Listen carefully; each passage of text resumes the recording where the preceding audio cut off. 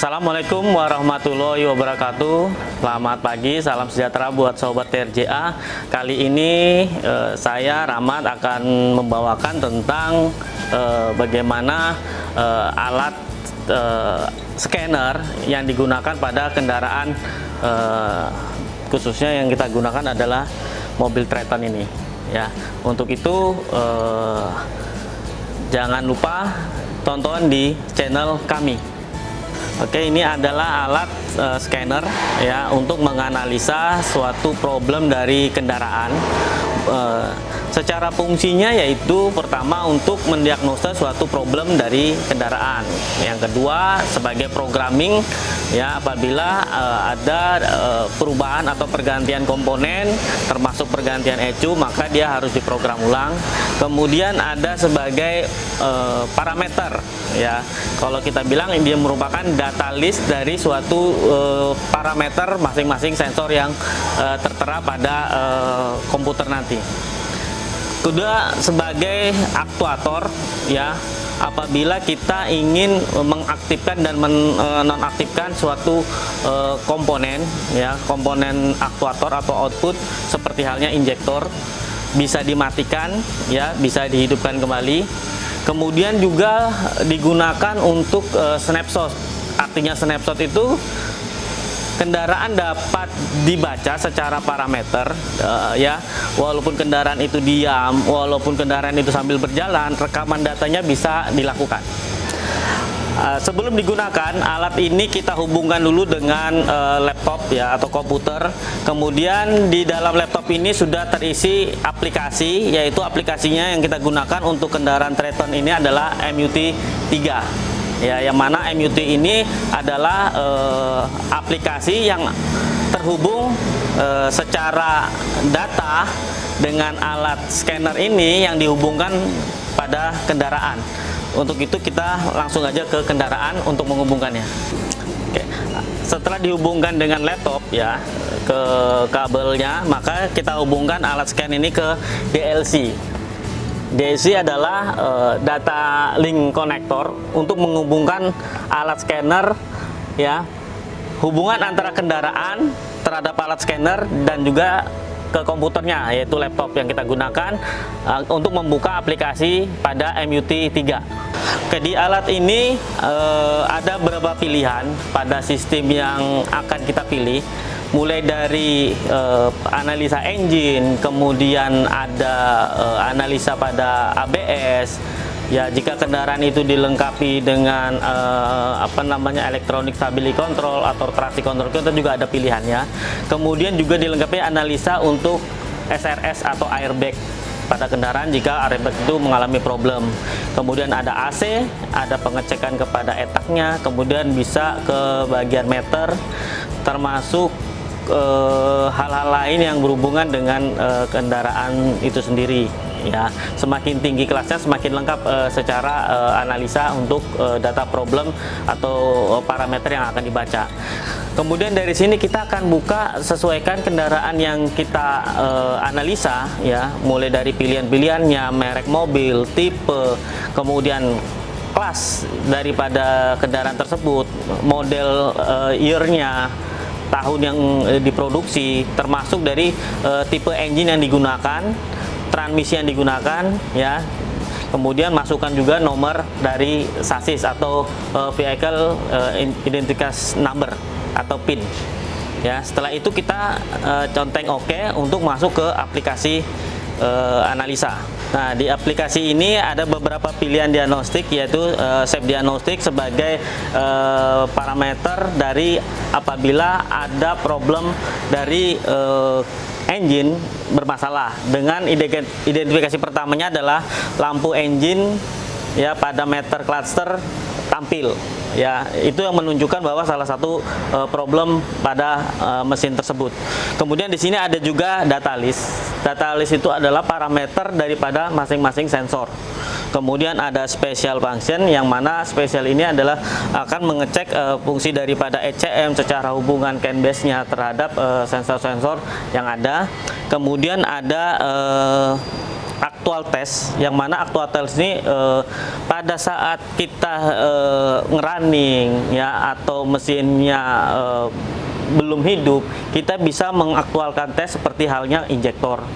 Yang tadi di awal saya bilang bisa meng-on-kan dan meng-off-kan injektor untuk memastikan problem pada injektor apakah normal atau abnormal. Oke, kita langsung ke bagian-bagian sensor ya, sesuai dengan karakter dari sensor tersebut. Yang pertama adalah sensor engine coolant temperatur ya, yang mana fungsinya adalah mengukur temperatur kerja daripada engine.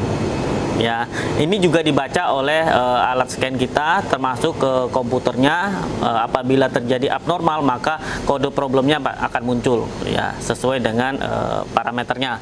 Kemudian ada sensor namanya intake throttle valve ya, yang mana fungsinya adalah mengatur kerja daripada butterfly, pembukaan daripada katup daripada butterfly-nya ini terbuka atau berapa persen pembukaannya. Kemudian ada sensor IAT, intake air temperatur, ya, mengukur temperatur udara yang masuk ke ruang silinder.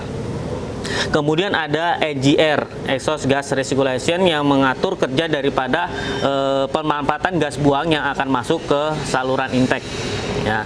Kemudian di sini ada barometrik ya, untuk mengukur keberadaan kendaraan di dataran rendah dan tinggi.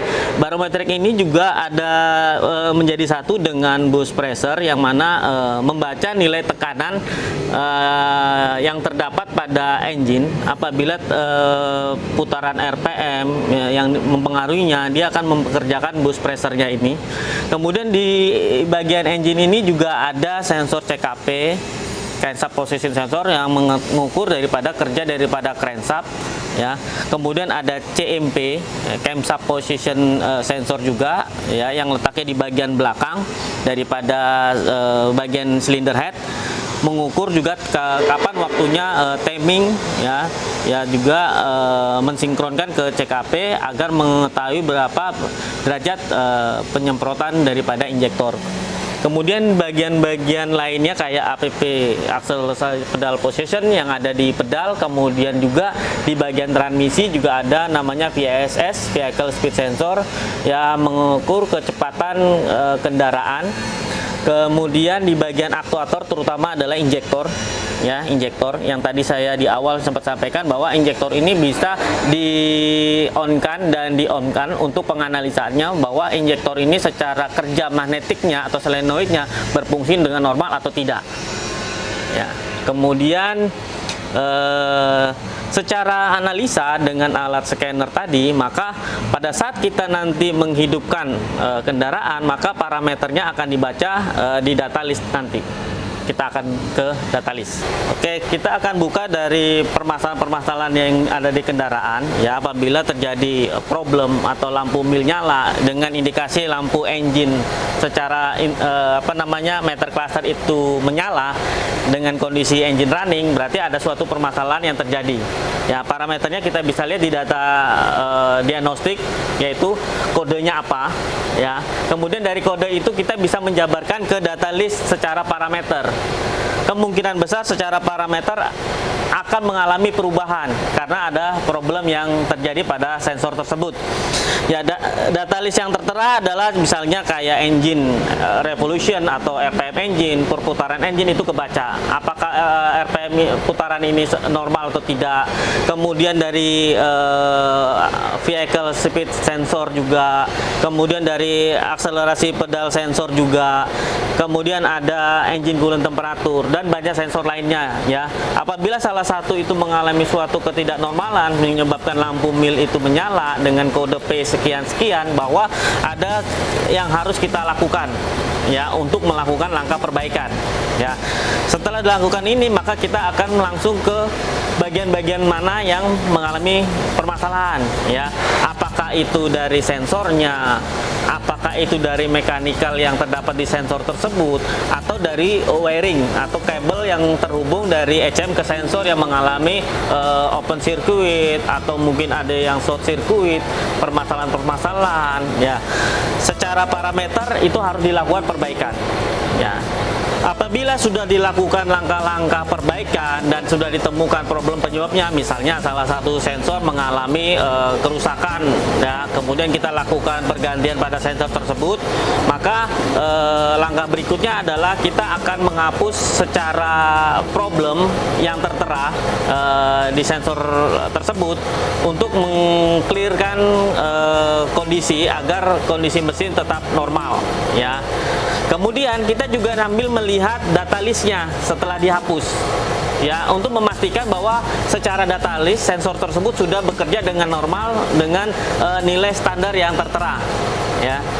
Ada nilai target yang tertera di data list, jadi kita bisa mencocokkan, termasuk juga data list secara workshop manual, ya. Kemudian setelah itu, setelah problem itu sudah selesai, kemudian kita harus pastikan bahwa kendaraan ini layak atau tidak beroperasi. Kita harus uji kendaraan itu sambil berjalan, ya, kemungkinan ada problem kembali atau tidak. Jika itu sudah normal, maka mobil bisa diserahkan ke pengguna untuk dilakukan penyesuaian, artinya di-test drive oleh pengguna atau pemilik kendaraan bahwa kendaraan sudah normal atau belum. Ya, setelah dari data list tadi bahwa secara parameter sudah normal, maka kita akan kembali, ya, lakukan kembali back, ya, sebelum kita mematikan mesin.